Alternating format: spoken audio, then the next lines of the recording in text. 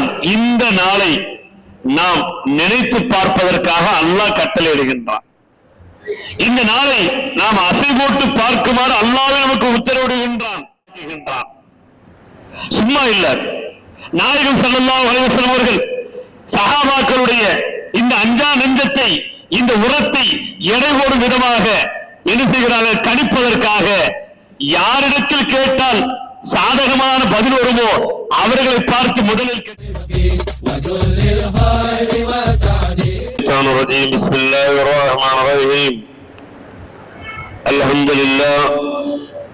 அல்ஹம்துலில்லாஹி ரப்பில் ஆலமீன் نحمده ونستعينه ونستغفره ونؤمن به ونتوكل عليه ونعوذ بالله من شرور انفسنا ومن سيئات اعمالنا من يهده الله فلا مضل له ومن يضلل فلا هادي له واشهد ان لا اله الا الله وحده لا شريك له واشهد ان سيدنا ونبينا مولانا محمد عبده ورسوله ارسله بالحق بشيرا ونذيرا بين يدي الساعه من يطع الله ورسوله فقد فاز فوزا عظيما ان الله وملائكته يصلون على النبي يا ايها الذين امنوا صلوا عليه وسلموا تسليما اللهم صل على سيدنا محمد وعلى آل سيدنا محمد وبارك وسلم عليه سبحانك لا علم لنا إلا ما علمتنا إنك أنت العليم الحكيم رب اشرح لي صدري ويسر لي أمري واحلل عقدة من لساني يفقهوا قولي. புகழனைத்தும் அல்லாஹ்வுக்கு உரித்தாவதாக. அல்லாஹ்வுடைய பேரன்பும் பேரருளும் மூமின்களாகிய நம் அனைவரின் உயிருக்கு உயிரான உயிரின் மேலான உத்தம திருநபி கண்மணி முத்து முஹம்மது முஸ்தபா ஸல்லல்லாஹு அலைஹி வஸல்லம் அவர்கள் மீதும் அவருடைய குடும்பத்தார்கள், தோழர்கள், அவர்கள் பின்பற்றி வந்த தாபிஈன்கள், தபா தாபிஈன்கள், இறைநேச செல்வர்களான வலிமார்கள், நல்லோர்கள், நாதாக்கள், இந்த அற்புதமான ரமலானுடைய ஜும்மாவில் வீற்றிருக்கக்கூடிய நம்மவர்கள் அனைவரின் மீதும் அல்லாஹ்வுடைய பேரன்பும் பேரருளும் என்றென்றும் நீடித்து நிலைத்திருக்கட்டுமாக. ஆரம்பமாக நம் அனைவருக்கும் இறை அச்சத்தை கொண்டும், இஹ்லாஸ் என்ற உள்ள தூய்மையை கொண்டும், மௌத்திற்கு முன்பாக தௌபா என்ற ஒரு நல்ல நசீபை கொண்டும் அல்லாஹ் நம் அனைவரையும் புரிந்து கொள்வானாக. அன்பிற்குரிய பெருமக்களே, அல்லாஹ் நேரடியாரையிலே அல்லாஹ் தஆலா திருமறையிலே ஒரு வசனத்தை நமக்கு மிகப்பெரிய தைரியத்தை ஊட்டும் விதமாக, நம்பிக்கையை விதைக்கும் விதமாக அல்லாஹ் ஒரு வசனத்தை சொல்லி காட்டுகின்றான். நஸ்ரும் மினல்லாஹி வ ஃபத்ஹுன் கரீப் என்று சொல்லக்கூடிய வசனம். அல்லாஹ் ரப்பல் ஆலமீன் இன்று இஸ்லாமிய உலகத்தில் பல்வேறு விதமான சோதனைகள், பல்வேறு விதமான எதிர்பார்ப்புகள், பல்வேறு விதமான கனவுகள் என்ற சுமைகளோடு நாம் இந்த புனித ரமலான் மாதத்தை கடந்து கொண்டிருக்கிறோம். இன்றைய உலக சூழலை பார்க்கும் பொழுது நடக்கக்கூடிய நியாய அநியாயங்கள், இந்த யுத்தத்திற்கு பின்னால் நடக்கக்கூடிய நியாய அநியாயங்கள், ஏனைய முஸ்லிம் நாடுகளுடைய மௌனம், இந்த ஏகாதிபத்திய நாடுகளுக்கு அடிவருடிகளாக செயல்பட்டுக் கொண்டிருக்கக்கூடிய கோழைத்தனமுடைய சில நாடுகள், ஈகோவால் பிளவுபட்டு கிடக்கக்கூடிய நாடுகள், இந்த அவலம் சர்வதேச அளவில் சோதனைகளை எல்லாம் முஸ்லிம் சமூகம் சந்தித்து வருகிறது. தொடர்ந்து முஸ்லிம்களுக்கு எதிரான விஷம பிரச்சாரங்களும், முஸ்லிம்களுக்கு எதிரான திட்டங்களும் ஒன்றன் பின் ஒன்றாக அடுத்தடுத்து என்ன செய்யப்படுகிறது? நிறைவேற்றும் விதத்தில் முஸ்லிம்களை எப்பொழுதுமே சதா பீதியிலும் பயத்திலும் உறைய வைக்கக்கூடிய ஒரு சூழல். இந்த பாசிசத்தினுடைய இந்த கோரம் தேசிய அளவு என்று சொல்வதை காட்டிலும் உலக அளவில் அது நிகழ்ந்து கொண்டுதான் இருக்குகிறது. எந்த அளவிற்கு என்று சொன்னால், முஸ்லிம்களாக நாம் நம்முடைய உள்ளத்திலே ஏதாவது ஒரு அற்புதம் நடந்து விடாதா, ஏதாவது அல்லாஹ்வுடைய உதவி நமக்கு கிடைத்து விடாதா? இந்த சோதனைகள் எல்லாம் அகன்று ஒரு சுபிட்சமான வாழ்க்கையை வாழ்ந்துவிட மாட்டோமா என்ற எதிர்பார்ப்புகளை சுமர்ந்தவர்களாகவே இன்று இஸ்லாமிய சமூகம் வாழ்ந்து வருகிறது. அல்லாஹ் அப்பேற்பட்ட சமூக சூழலை அல்லாஹ் நம் அனைவருக்கும் தந்தர் வருவானாக. எப்படி ரமலான் மாதம் ஒரு அருளும் மன்னிப்பையும் தன்னகத்திலே வைத்திருக்கிறதோ, அதுபோல இந்த ரமலான் மாதம் அருளுக்குரிய மாதம், மன்னிப்புக்குரிய மாதம் மட்டுமல்ல, ஒரு வெற்றிக்குரிய மாதம் என்பதை நாம் மறந்துவிடக்கூடாது. இந்த ரமலான் மாதம் ஒரு வெற்றிக்குரிய மாதம். ஏனென்று சொன்னால், முன்னால் நடந்த நிகழ்வுகளை பார்க்கும் பொழுது இந்த ரமலானுடைய காலகட்டத்திலே நடந்த படையெடுப்புகள் அல்லாஹ்வுடைய உதவியால் ஒரு மகத்தான வெற்றிகளை நமக்கு தந்திருக்கிறது என்பதை நமக்கு பாடமாக சொல்லிக் காட்டிக் கொண்டே இருக்கிறது. அந்த வகையிலே நமது ஈமானை முழுமையாக வலுப்படுத்தி ஒரு முஸ்லிம்களாக வாழக்கூடிய ஒரு மனப்பக்குவத்தை நாம் நம்மிடத்திலே ஏற்படுத்திக் கொள்வோமேயானால் நிச்சயமாக சத்தியமாக நமக்கு ஏற்பட்டிருக்கக்கூடிய சோதனைகள் எல்லாம் நீங்கி சுபிட்சமான வாழ்வை அல்லாஹ் தருவதோடு நம்முடைய எதிர்பார்ப்புகள் என்னென்னதோ அத்தனையையும் நிறைவேற்றி அல்லாஹு தஆலா இனி ஏமாற்றத்தின் விரக்தியில் இருக்கக்கூடிய நம்மை ஒரு விடியலுக்கு சொந்தமான ஒரு சமூகமாக நிச்சயமாக அல்லாஹ் ஆக்கி தருவானாக. இன்றைய நாள், இந்த நாள் குறிப்பாக நினைவு கூறப்பட வேண்டிய ஒரு நாளாகும். இது இஸ்லாமிய உலகமே அசை போட்டு பார்க்க வேண்டிய ஒரு நாளாகும். அப்படி என்ன நாள்? இன்றைய நாள் ரமலானுடைய 16 முடிந்து 17வது இரவை தொட்டிருக்கக்கூடிய நாள். 17வது இரவை நெருங்கிக் கொண்டிருக்கக்கூடிய நாம் இஸ்லாமிய வரலாற்றில், இஸ்லாமிய உலகில் இதே ரமலானில், இதே நாளில் நடந்த அந்த நிகழ்வை நாம் அசை போட்டு பார்த்தாலே போதும், நாம் நம்முடைய ஈமானில் மிகப்பெரிய ஒரு வலுவை நாம் அதிகப்படுத்துவதற்கு அது ஒரு காரணமாக இருக்கும்.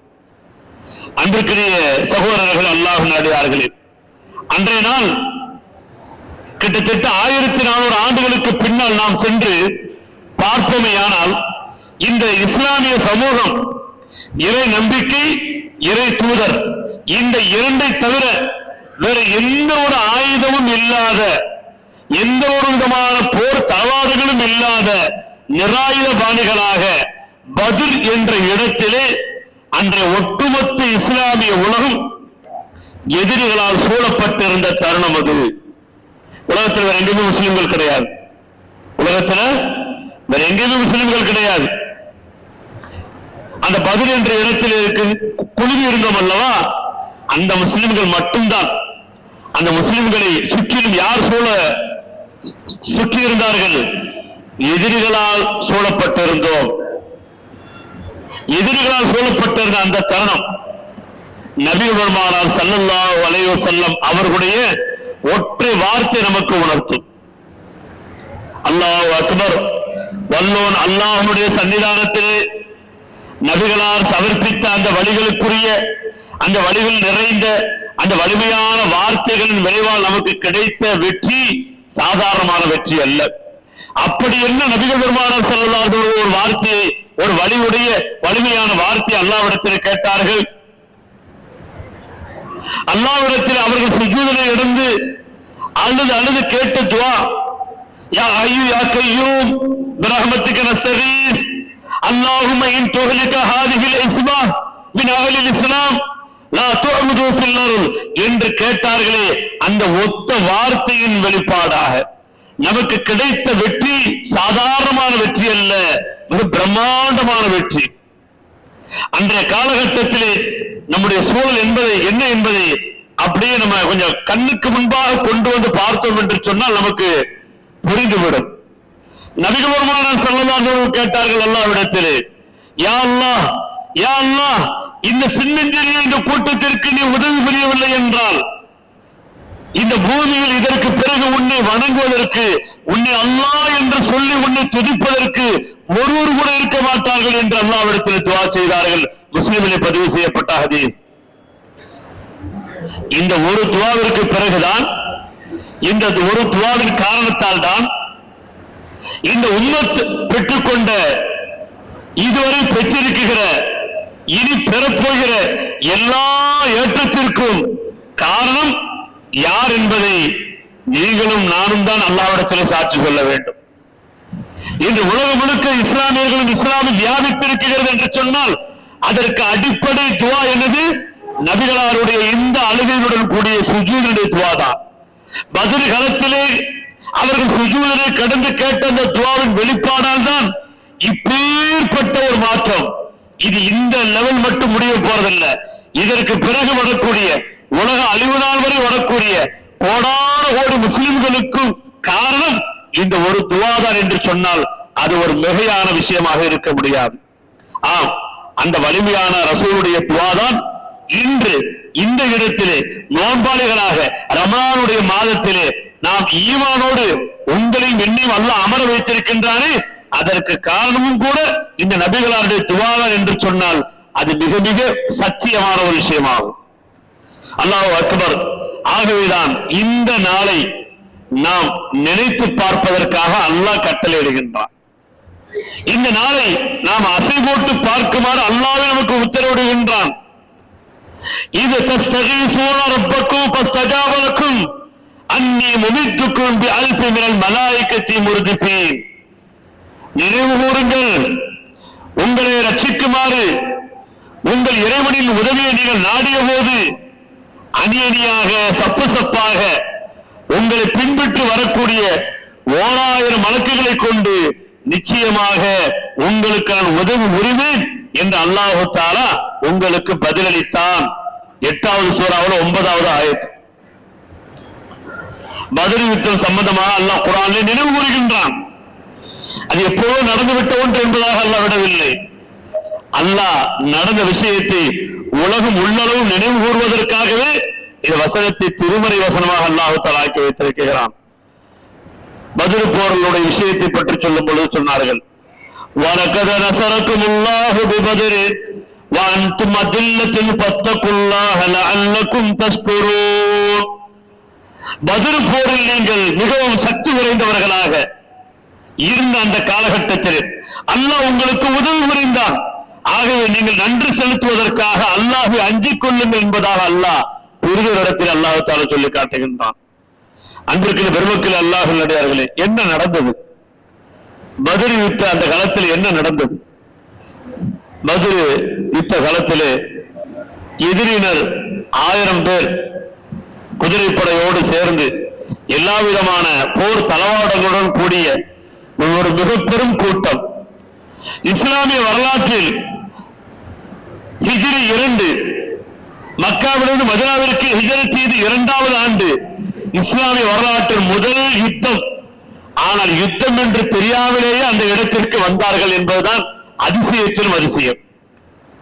சண்டைக்கு என்று தெரிந்து தயாராக வருவது என்பது ஒரு வகை.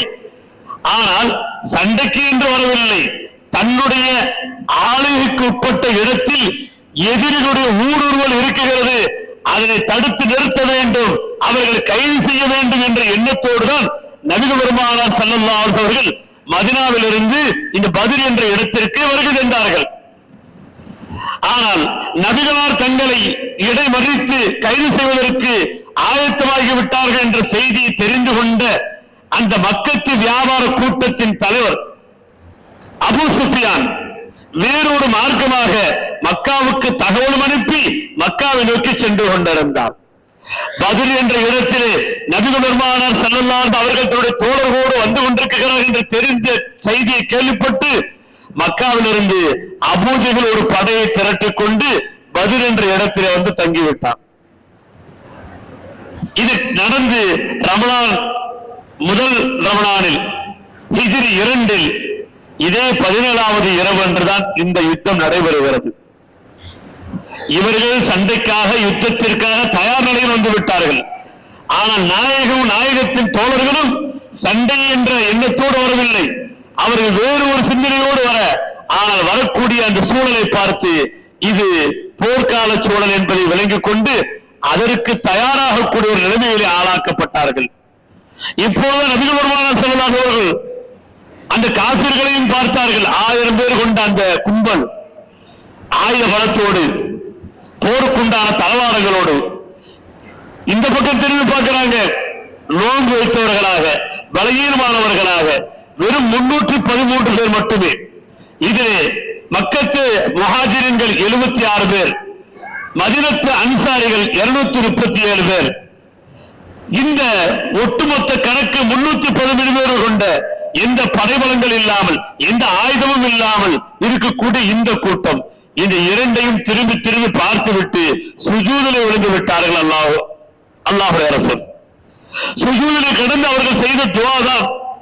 அந்த துஆவின் வெளிப்பாடாக அல்லாஹ் ரப்பல் ஆலமீன் என்ன செய்கின்றான்?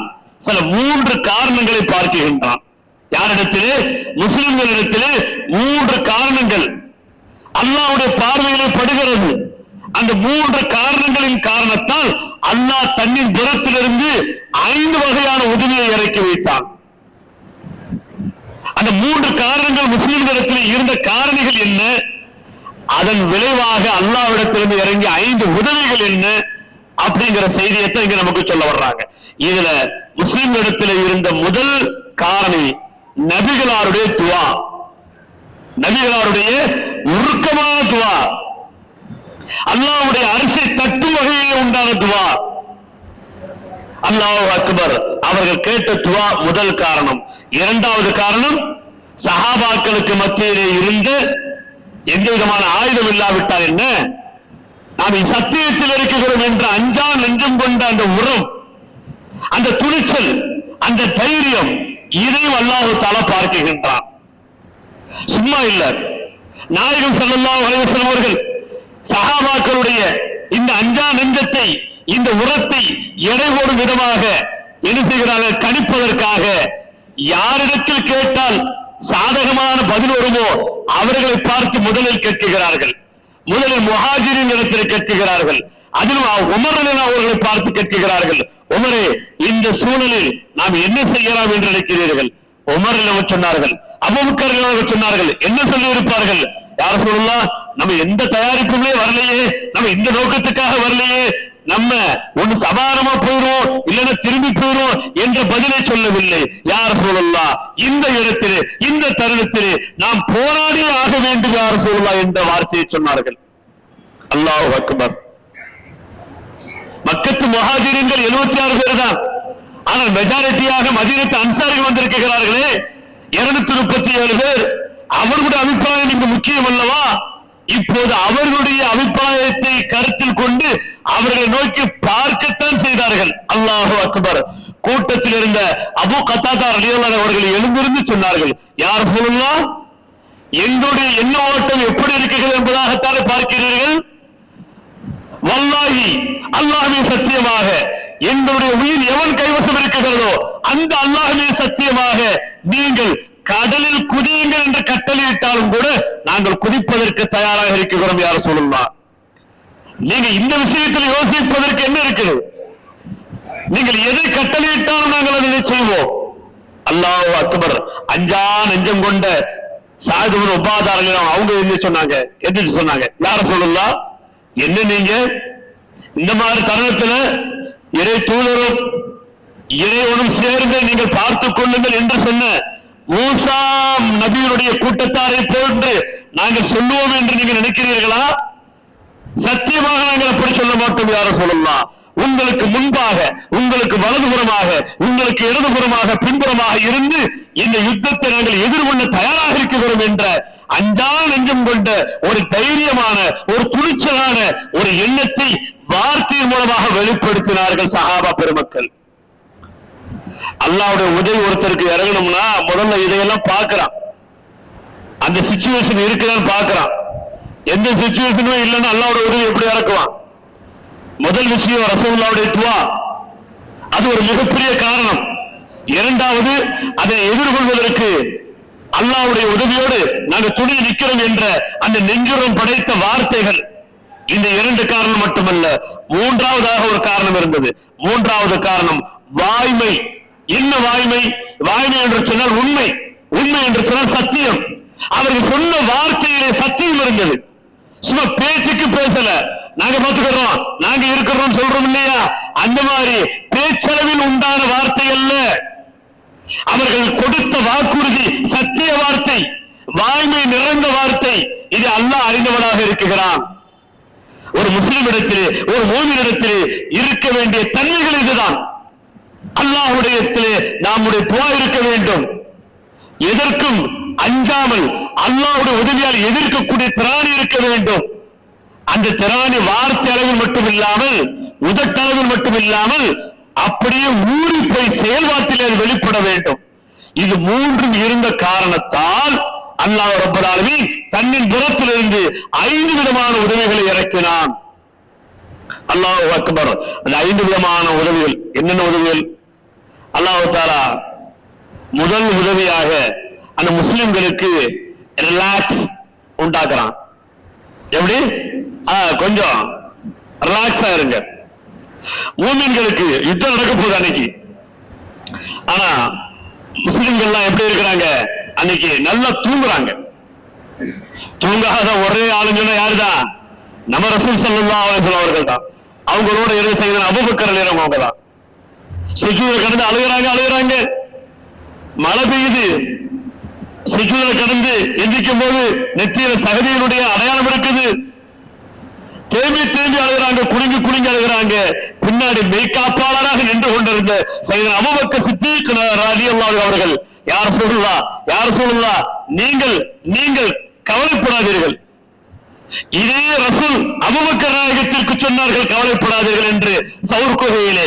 இப்பொழுது அபூபக்கர் நாயகம் ரசூலுக்கு சொல்லுகிறார்கள், நீங்கள் கவலைப்படாதீர்கள், அல்லாஹ் நம்மை கைவிட மாட்டான், அல்லாஹ்வுடைய உதவி நிச்சயமாக நமக்கு கிடைக்கும், நீங்கள் சத்தியத்தில் இருக்கிறீர்கள், சத்திய மார்க்கத்தில் இருக்கிறீர்கள் என்று ஆறுதல் வார்த்தை சொன்னார்கள். அப்ப அல்லாஹ் தஆலா முஸ்லிம்களுக்கு கொடுத்த ஃபர்ஸ்ட் உதவி என்ன தெரியுமா? தூக்கம். யாரால தூங்க முடியும்? யாரு ரிலாக்ஸா இருக்கிறாங்களோ அவங்களால தூங்க முடியும். நிம்மதி இருந்தாலும் தூங்க முடியும். இன்னைக்கு நிம்மதி இல்லைன்னா தூங்க முடியுமா? நேற்றுதான் ஒரு தகவலை படிச்சோம். ரஷ்ய அதிபர் புட்டினை பத்தி ஒரு பெரிய செய்தியே சொல்றாங்க. அவர் இன்னைக்கு ஒரு மிகப்பெரிய ஒரு வல்லரசு தான். ஆனா புட்டினுடைய வாழ்க்கைய சொல்லும் போது அவருடைய சாப்பாட்டு விஷயத்துல ரொம்ப ரொம்ப கெடுபிடி. அதை டெஸ்ட் பண்ணி அதை ஒருத்தர் சாப்பிட வச்சு அவருடைய பாதுகாப்பு மட்டும் கிட்டத்தட்ட 4 அடுக்கு பாதுகாப்பு. அவரை தொடுற தூரத்துல ஒரு சில பேர், இன்னும் கொஞ்சம் தூரத்துல சிலர், இன்னும் மக்களோடு சிலர், அதுவும் அல்லாமல் உயர் கட்டடங்களிலே இருந்து கொண்டு சிலர். இப்படிப்பட்ட பாதுகாப்போடு என்ன செய்யறாரு அந்த புதின் ரஷ்ய அதிபர் என்ன செய்யறாரு? வாழ்ந்துகிட்டு இருக்கிறார். இது அல்லாமல் அவருடைய வாகனம் இருக்குது. அந்த வாகனம் கிட்டத்தட்ட ஏகப்பட்ட புல்லட் ப்ரூஃப் ஈஸியா சொல்லிட முடியாது. அது தண்ணிக்குள்ள போனாலும் கூட தண்ணீர் ஒரு சொட்டு கூட உள்ள வராத அளவிற்கு, உள்ளே தேவையான ஆக்சிஜனை கொடுக்கிற அளவுக்கு, உள்ளே அவருக்கு தேவையான பிளட் வகைகள்ல உள்ளுக்குள்ளே இருக்கிற மாதிரி இப்படி ஏகப்பட்ட வசதிகளோடு என்ன செய்யப்பட்டிருக்குது? அவருடைய வாழ்க்கை போய்கிட்டு இருக்குது. வெளிப்படையில் பார்க்கும் பொழுது அவர் ரஷ்ய அதிபர், மிகப்பெரிய வல்லரசு. அவர் சீக்கிரம் யாரும் என்ன செய்ய முடியாது, அவரை நெருங்க முடியாது, அந்த நாட்டை நெருங்க முடியாதுன்னு சொல்லக்கூடிய ஒரு வார்த்தை இன்று நாம் பார்க்கிறோம். ஆனா இங்கே அவரால் நிம்மதியா தூங்க முடியாது, நிம்மதியா சாப்பிட முடியாது. அவர் மாதிரியே ஒரு 10 டம்மி ரெடி பண்ணி வச்சிருக்கிறாங்க. அவருடைய ஆபீஸ் அவருடைய ரஷ்யால எங்கெங்க இருக்குதோ எல்லா ஆபீஸ்லயும் ஒரே மாதிரி இருக்குமா. எங்கேயாவது இருந்து டிவி நிகழ்ச்சி நடத்துறாருன்னு சொன்னா இந்த ஆபீஸ்ல இருந்துதான் இவர் டிவி நிகழ்ச்சி நடத்துறாருன்னு தெரியாத அளவுக்கு எல்லா இடத்திலும் ஒரே மாதிரியான அந்த ஸ்கிரீன், ஒரே மாதிரியான ஜன்னல் அமைப்பு, ஒரே மாதிரியான டேபிள். ஒரு நாட்டில இருந்து இன்னொரு நாட்டுக்கு போறாருன்னு சொன்னா அவருடைய விமானம் மாதிரியே ஒரு 7-8 விமானம் அங்கே செல்லுமா. அந்த பைலட்டுகளுக்கே தெரியாதா இதுல இருக்கிறது புட்டின் தான், நம்ம அதிபர் தாங்கிறது தெரியாதா. அவர் மாதிரி அத்தனை பேர் அத்தனை பிளைட்ல இருப்பாங்களாம்.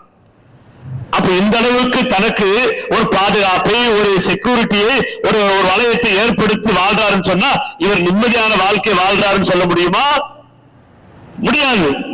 ஆனால் முஸ்லிம்களுக்கு இங்கு எப்படிப்பட்ட நிலைமை இருக்கிறது? 1000 பேர் கொண்டவர்கள் அங்கே ஆயுதத்தோடு குழுமி இருக்கிறார்கள். ஆனால் இங்கே முஸ்லிம்கள் கூடாரத்திலே நிம்மதியாக தூங்கிக் கொண்டிருக்கிறார்கள். இது யாரால் முடியும்? எவர்கள் நிம்மதியாக இருக்கிறார்களோ அவர்களால் தான் உறங்க முடியும்.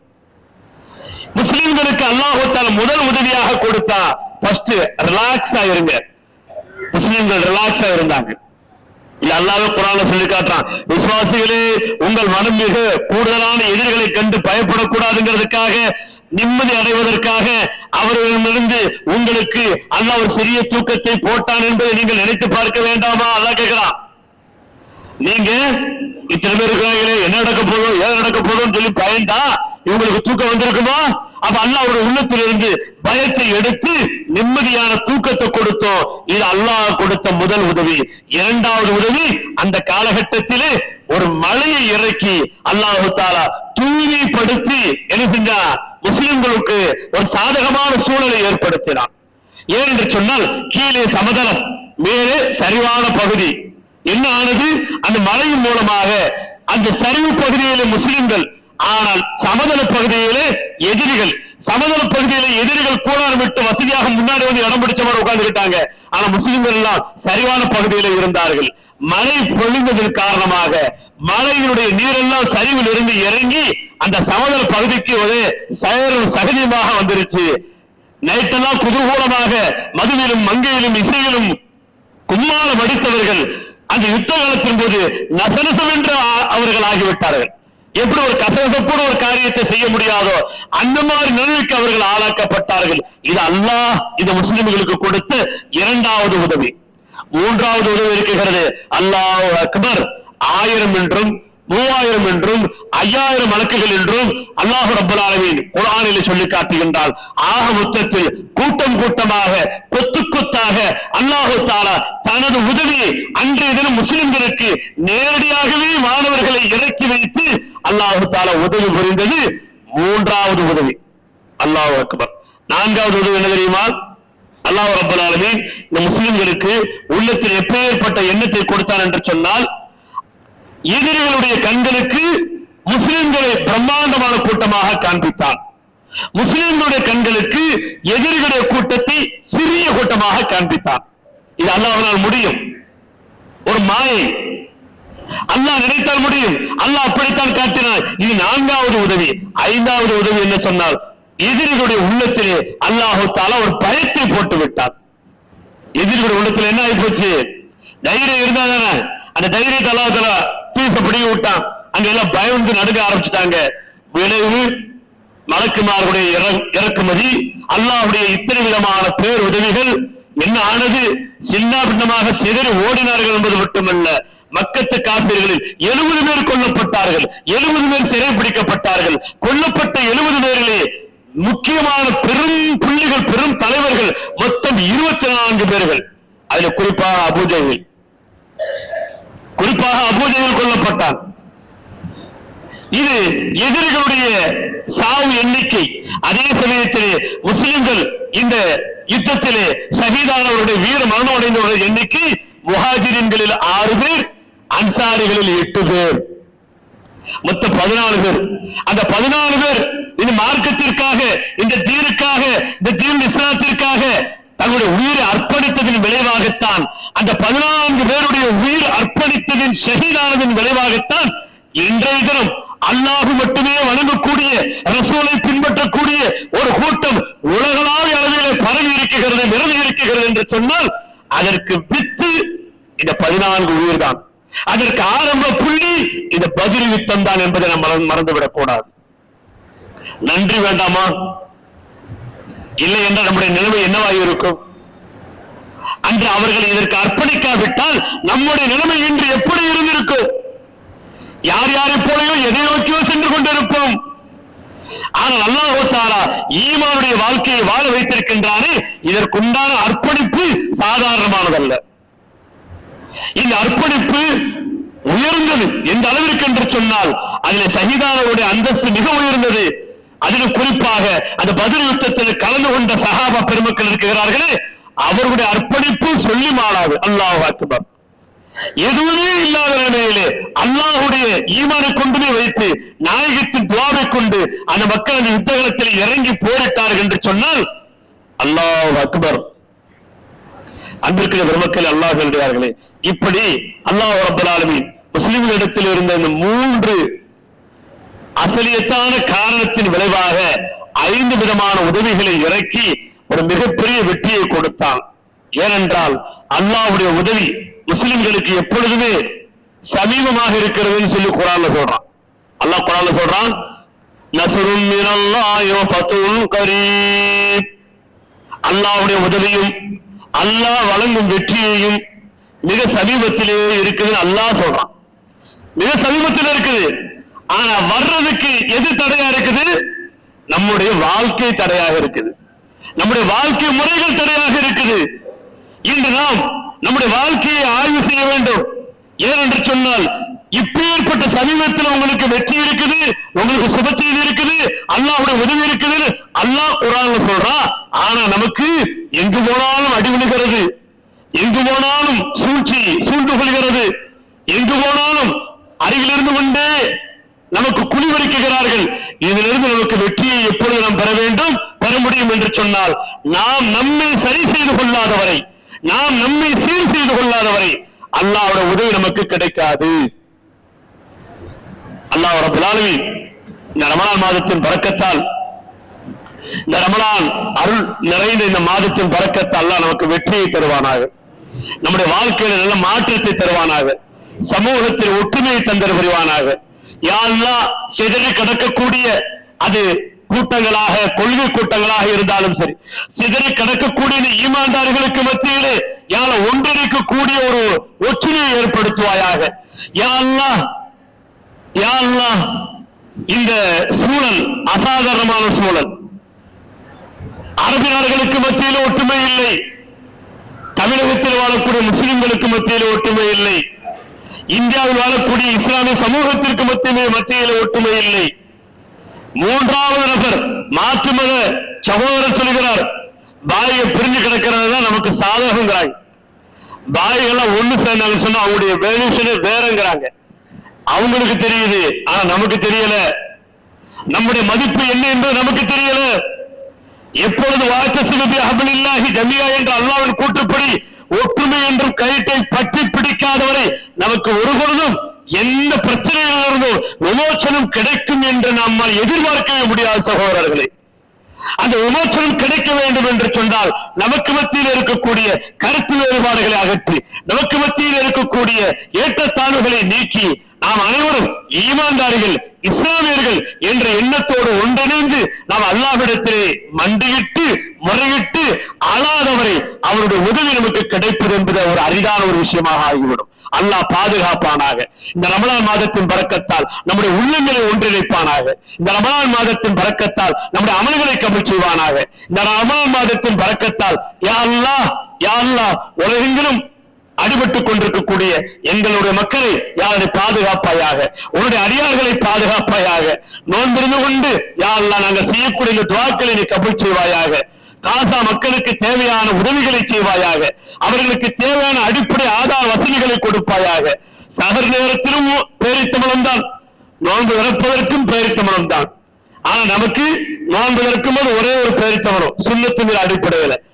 சகருக்கு லிஸ்ட பார்க்கிறோம், எங்க நெய்ச்சோறு, எங்க தாலியானம், எங்க பிரியாணி, அங்க பார்த்து என்ன செய்யறோம், அன்னைக்கு கூட்டத்தை போடுறோம்.